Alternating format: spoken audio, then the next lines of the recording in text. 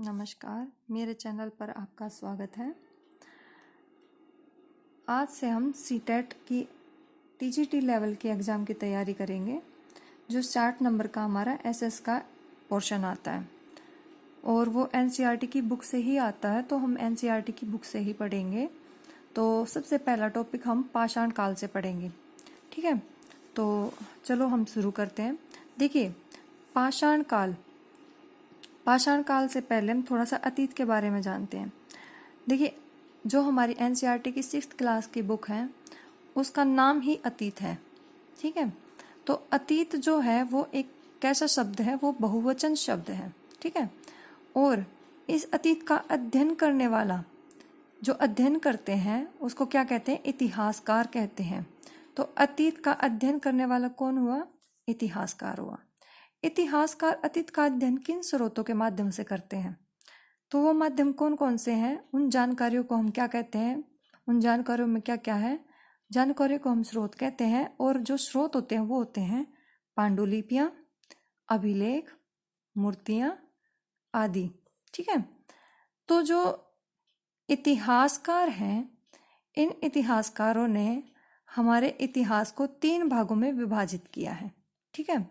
तो वो विभाजित किया है, तो वो 3 भाग कौन कौन से हैं? प्रागैतिहासिक काल, आद्य ऐतिहासिक काल और ऐतिहासिक काल।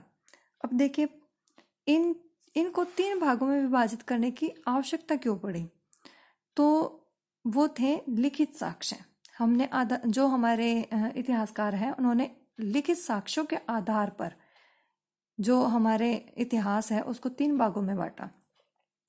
तो प्रागैतिक इतिहास काल किसको कहा गया? उसको कहा गया जिसके लिखित साक्ष्य हमें प्राप्त नहीं हुए। आद्य ऐतिहासिक काल, वो काल कहा गया जिसके हमें लिखित साक्ष्य तो प्राप्त हुए, लेकिन उन लिखित साक्ष्यों को पढ़ने में हम अब तक असमर्थ रहे। और फिर आया ऐतिहासिक काल। ऐतिहासिक काल वो समय है, वो इतिहास है जिसके लिखित साक्ष्य हमें प्राप्त हुए हैं और उन साक्ष्यों को हम पढ़ भी चुके हैं, ठीक है। तो ये थे हमारे इतिहास की जानकारी कि कैसे बांटा गया और किस आधार पर, ठीक है। तो अब हम सबसे पहले प्रागैतिहासिक काल को पढ़ेंगे, यानी कि उस समय को पढ़ेंगे जिसके हमें कोई भी लिखित साक्ष्य प्राप्त नहीं हुए हैं। तो प्रागैतिहासिक काल के समय में कौन सा आता है? पाषाण काल, ठीक है। पाषाण काल कैसा इतिहास है? ये एक प्रागैतिहासिक काल है। क्यों है? क्योंकि पाषाण काल के हमें कोई भी लिखित साक्ष्य प्राप्त नहीं होते हैं। और पाषाण काल को अब 3 भागों में विभाजित किया। कौन कौन से? पुरा पाषाण काल, मध्य पाषाण काल और नव पाषाण काल। अब इनके कालक्रम को भी निर्धारित किया गया। पुरा पाषाण काल को इतिहासकारों ने लगभग 20 लाख वर्ष से 12,000 वर्ष पहले तक माना, ठीक है। और मध्य पाषाण काल को 12,000 वर्ष से 10,000 वर्ष पहले तक, नव पाषाण काल को 10,000 वर्ष से पहले का समय, ठीक है। तो अब हम इनमें से सबसे पहले पढ़ेंगे पुरा पाषाण काल। किसको पढ़ेंगे? पुरा पाषाण काल को, ठीक है। पुरा पाषाण काल का शाब्दिक अर्थ देखते हैं पहले। पुरा का अर्थ होता है प्राचीन, यानी कि पुराना। पाषाण का अर्थ होता है पत्थर, यानी कि प्राचीन पत्थर। और जो पुरा पाषाण काल है, जो पाषाण काल है था, इसको हमने बांटा ही किस आधार पर था? क्योंकि यहाँ से हमें पत्थर के औजार मिले, ठीक है, पत्थर के हथियारों के कारण। अब देखिए, पुरा पाषाण काल को भी 3 भागों में हमारे इतिहासकारों ने विभाजित किया। वो कौन कौन से हैं? आरंभिक, मध्य और उत्तर, ठीक है। अब देखिए, पुरा पाषाण काल, ये जो इसका समय है हमने पढ़ा कि 20 लाख वर्ष पूर्व से 12,000 वर्ष पूर्व तक था, ठीक है। इसमें जो मानव था वो भोजन के लिए आखेट करता था, यानी कि शिकार करता था। तो वो शिकारी भी था और आखेटक भी था। अब देखिए, पत्थर के बड़े बड़े औजारों का प्रयोग करता था। अब भोजन के बारे में देखते हैं, ठीक है। वो एक स्थान से दूसरे स्थान पर भटकता रहता था, ठीक है। एक स्थान से दूसरे स्थान पर भटकता रहता था, खाना बदोशी का जीवन व्यतीत करता था। पत्थर के औजारों का महत्व बताता है पूरा पाषाण काल। पूरा पाषाण काल किसका महत्व बताता है? तो वो बताता है पत्थर के औजारों का महत्व। अब देखिए, उस समय मनुष्य था यानी कि मानव था, वो एक स्थान से दूसरे स्थान पर भटकता रहता था। ठीक है, किस लिए भटकता रहता था? तो वो किस लिए भटकता था? ठीक है, तो उसके इतिहासकारों ने कुछ कारण बताए, यानी कि 4 रीजन बताए। पहला था शिकार की खोज में, यानी कि शिकार वो एक ही जगह पर रहता था, तो यानी कि आसपास के जितने भी पशु होते थे या जानवर थे, उन सब का वो शिकार कर लेता था, तो उनके आसपास के जितने भी जानवर थे वो खत्म हो जाते थे। ठीक है, तो चारा खाने वाले पशु, ठीक है, चारा खाने वाले पशुओं के पीछे जो शिकार करने वाले पशु थे उनका पीछा करते हुए वो एक स्थान से दूसरे स्थान भटकता रहता था। पेड़ पौधों में फल लगने वाले मौसम के कारण, ठीक है, यानी कि जो अलग अलग समय पर फल लगते थे उनकी खोज में। चौथा कारण था पानी की तलाश में, कि ऐसा हो सकता है ना कि वो जहाँ रहता हो वहां पर सूखा पड़ जाता हो, तो इसी कारण से वो नदी, झील या तालाब की खोज में, यानी कि पानी की खोज में वो घूमता रहता था। ठीक है, तो ये थे कारण। अब देखिए, जो पूरा पाषाण काल के पूरा स्थल मिले हैं। अब पूरा स्थल क्या होते हैं? वो गुफाएं हैं। वो गुफाएं जहां पर मनुष्य रहा, वहां पर उसने कुछ वस्तुओं का प्रयोग करके उन वस्तुओं को वहीं छोड़ दिया।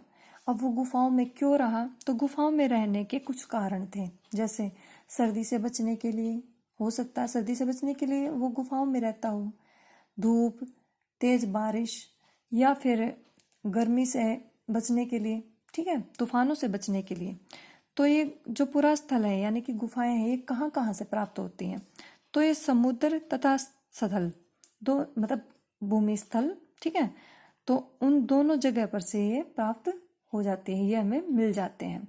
ये कहीं पर भी हो सकते हैं, समुद्र तल में भी हो सकते हैं और भूभाग पर भी हो सकते हैं। ठीक है, तो पूरा पाषाण काल के 3 महत्वपूर्ण पुरा स्थल हैं: भीमबेटका, हुंसगी और कुरनूल की गुफाएं।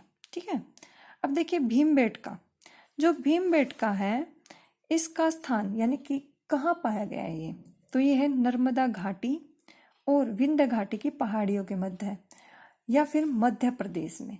ठीक है, इसकी लोकेशन मध्य प्रदेश रहेगी। तो भीमबेटका से हमें क्या मिला है? कौन से अवशेष मिले हैं जिससे हमें जानकारी मिलती है कि ये जो भीमबेटका है पूरा पाषाण काल का पूरा स्थल है? तो वो है जंगली जानवरों के शैल चित्र। जो भीमबेटका की गुफाएं हैं, गुफाओं के अंदर दीवारों पर जंगली जानवरों के शैल चित्र मिले हैं। ठीक है, अब देखिए कुरनूल की गुफाएं। देखिए कुरनूल और हुंसगी, ये दोनों जो गुफाएं हैं ये तुंगभद्रा नदी के आसपास हैं, और जो कुरनूल है ये आंध्र प्रदेश और हुंसगी कर्नाटक में पड़ती है। ठीक है, तो कुरनूल की गुफाओं से राख के अवशेष मिले हैं। राख के अवशेष मिले तो यहाँ से हमें ज्ञात हो जाता है कि जो उस समय का मानव था या मनुष्य था, उसने आग जलाना सीख लिया था। ठीक है, तो ये था पूरा इसके पूरा पाषाण के पूरा स्थल। ठीक है, जहाँ से हमें अवशेष प्राप्त हुए हैं। और यहाँ से हमें मतलब पूरा पाषाण काल से हमें हथियार मिले हैं। वो हथियार किस चीज़ों से निर्मित है? तो वो है पत्थर, लकड़ी, हड्डियाँ और शल्क व ब्लेड। ठीक है, अब अगला काल आता है मध्य पाषाण काल। कौन सा आता है? मध्य पाषाण काल। और जो मध्य पाषाण काल का समय है वो है 12,000 वर्ष से 10,000 वर्ष पूर्व तक। ठीक है, तो मध्य पाषाण का एक अन्य नाम और है मेसोलिथ है। और जो मध्य पाषाण काल के औजार मिले हैं उनमें कुछ भिन्नता मिली है, यानी कि हमने कंपैरिजन किया पूरा पाषाण काल और मध्य पाषाण के औजारों में, तो इनमें भिन्नता थी। भिन्नता क्या थी? कि पूरा पाषाण काल के जो औजार थे वो आकार में बड़े थे, और इस काल के जो औजार थे या हथियार थे वो थे छोटे आकार के, कुछ छोटे आकार के थे, जिसके कारण इसको लघु पाषाण काल या माइक्रोलिथ भी कहा गया। ठीक है, तो देखिए जो मध्य पाषाण काल था, इसमें महत्वपूर्ण घटना घटी। क्या घटना घटी? जलवायु में परिवर्तन आया। जलवायु में परिवर्तन यानी कि गर्मी बढ़ने लगी थी। तो गर्मी बढ़ने के कारण घास के मैदानों का निर्माण हुआ। अब जब घास के मैदानों का निर्माण हुआ तो जो चारा खाने वाले यानी कि घास खाने वाले पशु थे, उनमें वृद्धि हुई, उनकी संख्याओं में वृद्धि हुई। वो कौन कौन से पशु थे जो जिनमें वृद्धि हुई? वो थे हिरण, बारहसिंगा, भेड़, बकरी व गाय। ठीक है, ये थे। अभी देखिए, तो घास के मैदानों का निर्माण हुआ तो प्राकृतिक रूप से अनाज उगने लगा था, यानी कि खुद ब खुद ही अनाज उगा। तो जो स्वतः ही अनाज उगा था वो कौन कौन सा था? वो था गेहूं तथा जौ। यानी कि गेहूं और जौ थे, ये सबसे प्राचीन अनाज है। ठीक है, प्राचीन है। ठीक है, तो अब जो मनुष्य था वो इन अनाज की खोज में, अनाज के जो मतलब कब उपजता है, कहाँ उगता है और कब पककर तैयार होता है, तो इसका पता लगाने के लिए क्या हुआ कि इनको एक लंबे समय के लिए एक ही जगह पर रुकना पड़ा। अब जब एक जगह रुकना पड़ा तो क्या हुआ? बसने की प्रक्रिया प्रारंभ हुई। अब जब बसने की प्रक्रिया प्रारंभ हुई और जब वो अनाज के उगने और उसके पकने इनके बारे में पता करने लगा तो क्या हुआ कि वो धीरे धीरे कृषक बन गया। ठीक है, क्या बन गया? कृषक बन गया। यानी कि मध्य पाषाण काल वो समय था जब मनुष्य ने बसने की प्रक्रिया, एक जगह पर बसना आरंभ किया और धीरे धीरे कृषक बनना आरंभ किया। और अब उसने पशुपालक यानी कि पशुपालन शुरू किया, वो पशुपालक बना। तो जो सबसे पहला पशु जिसको उन्होंने पालतू बनाया, यानी कि मानव ने जिसको सबसे पहले पालतू बनाया, वो कौन था? वो था जंगली कुत्ता। ठीक है, इसको आप जंगली कुत्ता लिखें। कौन था? जंगली कुत्ता। उसके बाद भेड़, बकरी, गाय व सूअर। तो ये वो पशु थे जिसको मानव ने सर्वप्रथम सबसे पहले पाला। तो सबसे अगर पहले पूछे तो वो आएगा जंगली कुत्ता। देखिए, अब मनुष्य कृषक बन गया था तो वो अनाज भी पककर तैयार हो रहा था, तो उसके लिए उसको जानकारी हो गई थी, तो यानी कि अनाज का भंडारण करने लगा था। तो उसने अनाज का उपयोग किया। तो कितने प्रकार से किया उसने? 4 प्रकार से। बीज के रूप में, खाद्य के रूप में, उपहार के रूप में और भंडारण के रूप में। ठीक है, अब भंडारण कैसे किया? तो वो देखिए, जमीन में गड्ढे खोदकर, टोकरियां बुनकर, मिट्टी के बर्तन बनाकर, और मिट्टी के बर्तनों को क्या कहा गया? मृद भांड। क्या कहा गया? मृद भांड। ठीक है, तो इस तरह से भंडारण करता था मानव। किस तरह के से भंडारण करता था? तो जमीन में गड्ढे खोदकर, मिट्टी के बर्तन और टोकरियां, इनके अंदर वो भंडारण करता था। ठीक है, तो ये था हमारा मध्य पाषाण काल। तो देखिए, अब आता है नव पाषाण काल। नव पाषाण काल का समय कब से शुरू हुआ? 10,000 वर्ष पहले से। ठीक है, और अब ये वो समय था जब मनुष्य ने स्थायी जीवन जीना प्रारंभ कर दिया था। मध्य पाषाण काल में जो मनुष्य था यानी कि मानव था, वो धीरे धीरे बसने की प्रक्रिया को प्रारंभ किया था, लेकिन अब वो एक ही जगह पर स्थायी जीवन व्यतीत करने लगा था। ठीक है, तो नव पाषाणिक काल के हमें कुछ पुरास्थल मिले हैं। ठीक है, तो पुरास्थल मिले वो कौन कौन से हैं? बुर्जहोम, मेहरगढ़, कोल्डी हवा, महागढ़ा, हल्लूर, पायमपल्ली, दाउजली हेडिंग और चिरांद। अब जो नव पाषाण काल था, इसमें मनुष्य ने यानी कि मानव ने स्वयं अनाज उगाना प्रारंभ कर दिया था। देखिए, मध्य पाषाण में जो अनाज था वो प्राकृतिक रूप से उगा था। ठीक है, लेकिन अब मानव ने स्वयं खुद से अनाज डालकर, ठीक है, तो वो उन्होंने स्वयं से अनाज उगाना आरंभ कर दिया था। तो सबसे पहले जो चावल की कृषि की गई, चावल की कृषि, तो वो कहाँ की गई? कोल्डी हवा में, विंध्य की पहाड़ियों में। और इस समय के जो हथियार थे वो अधिक पैने यानी कि धारदार और उन पर पॉलिश की जाने लगी थी। देखिए पूरा पाषाण काल के जो हथियार थे उनमें क्या भिन्नता थी कि वो बड़े थे आकार में, और जो मध्य पाषाण काल के थे वो आकार में छोटे हो गए थे। लेकिन नव पाषाण काल तक आते आते जो औजार थे वो अधिक धारदार और उन पर पॉलिश की जाने। अब देखिए नव पाषाण काल के जो पुरास्थल मिले हमें, ठीक है, तो नव पाषाणिक पुरास्थल, तो उसमें हमें बुर्ज होम, मुख्य रूप से बुर्ज होम कहाँ है? कश्मीर में है। अब देखिए बुर्ज होम से हमें क्या प्राप्त हुआ है? तो हमें गर्तवास प्राप्त हुए हैं। गर्तवास, गड्ढों के नीचे घर। कैसे घर? गड्ढों के नीचे घर। और वहां से हथियार मिले हैं और औजार। हथियार औजार कैसे मिले हैं? नवपाषाण के औजार हथियार कैसे थे? धारदार व पॉलिश किए हुए, ठीक है। अच्छा, बुर्ज होम से हमें ओखली व मूसल मिले हैं, मूसल के साक्ष्य मिले हैं। मिट्टी के बर्तन मिले हैं और भोजन में चावल, गेहूं व दलहन, ये हमें बुर्ज होम से मिला है, ठीक है। अब देखिए मेहरगढ़। मेहरगढ़ कहाँ पर है? पहले तो ये देख लेते हैं। मेहरगढ़ जो है वो ईरान जाने वाला बोलन दर्रा, उसके पास एक हरा भरा समतल स्थान है मेहरगढ़। और मेहरगढ़ जो है पाकिस्तान और अफगानिस्तान के मतलब पश्चिमी और जो इलाका वहां पड़ता है, ठीक है। तो जो मेहरगढ़ है यहाँ पर स्त्री व पुरुष दोनों ने सबसे पहले सर्वप्रथम जो वह गेहूं उगाया था, ठीक है। क्या उगाया था? जो वह गेहूं, ठीक है। तो और भेड़ बकरी पालना सीखा, ठीक है। मेहरगढ़ में क्या पालना सीखा? भेड़ व बकरी। अब देखिए भेड़ व बकरी के तो साक्ष्य मिले हमें, लेकिन उसके अलावा अन्य जो पशु थे या जानवर थे उनके भी हड्डियों के हमें साक्ष्य मिले हैं। वो कौन कौन से हैं? हिरण, सुअर, जंगली जानवर, भेड़ व बकरी, ठीक है। और मेहरगढ़ से हमें घर भी मिले हैं, ठीक है। जो लोगों ने घरों का निर्माण किया वो भी घर मिले हैं। तो वो घर कैसे थे? चौकोर थे और आयताकार थे, ठीक है, चौकोर व आयताकार।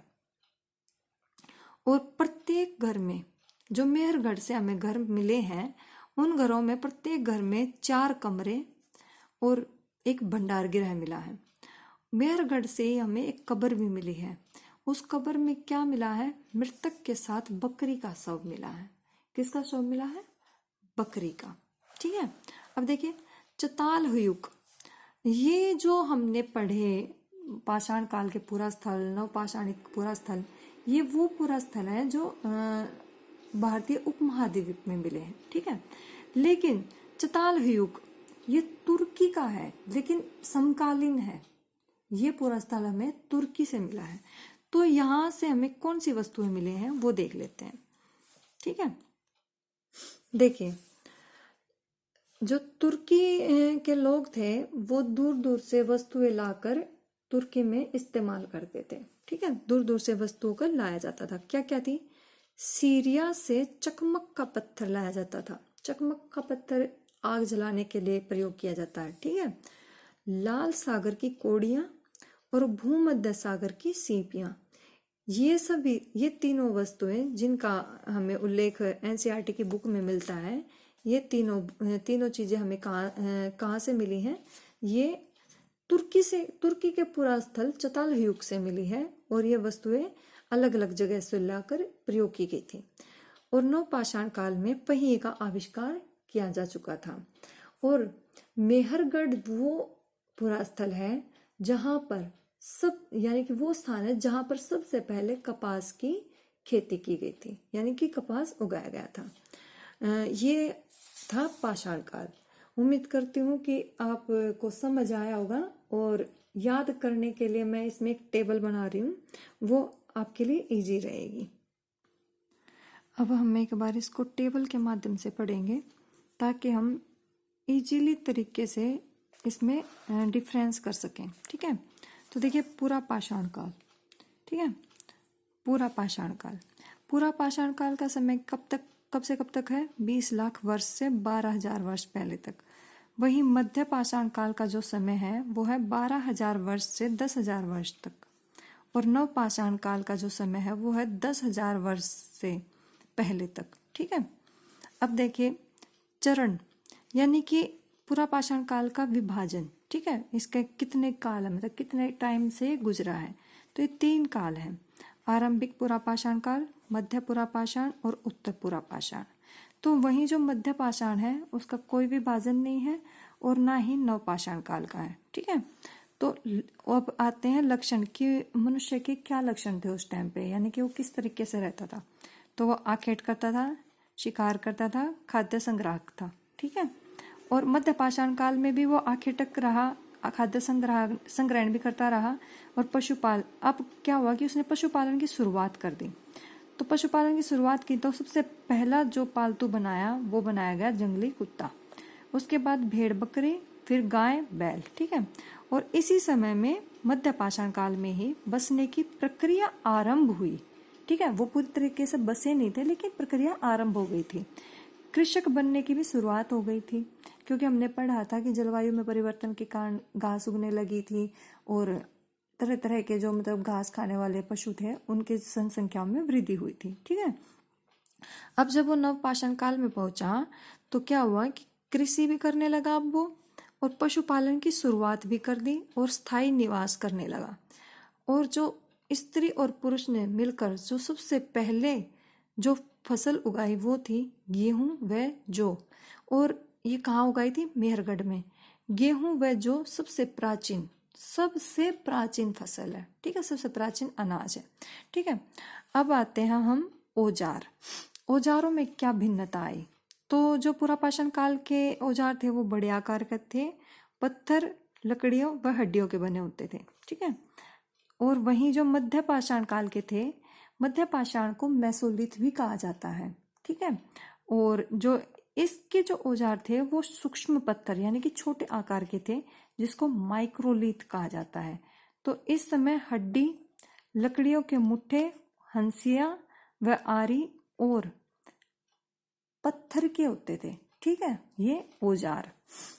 और जब नव पाषाण काल में पहुंचे तो वहां के जो औजार थे वो पहले के मुकाबले मतलब अधिक पहनने, धारदार, उनके ऊपर अब पॉलिश की जाने लगी थी। और ये हमें कहाँ से मिले हैं ऐसे औजार? बुर्ज होम से मिले हैं। ठीक है। अब देखते हैं कि महत्वपूर्ण स्थल कि इनके जो पूरा स्थल मिले वो कौन कौन से हैं। तो जो पूरा पाषाण काल के जो हैं स्थल वो है भीमबेटका, हुंसगी और कुरनूल की गुफाएं। भीमबेटका से हमें शैल चित्र के साक्ष्य मिले हैं और कुरनूल की गुफाओं से हमें राख के साक्ष्य मिले। ठीक है। और फिर है नव पाषाण काल के, ये है बुर्जहोम, मेहरगढ़, महागढ़ा, चिरांद, कोल्डिहवा, हल्लूर, पयमपल्ली, दाऊजली हेडिंग। ठीक है।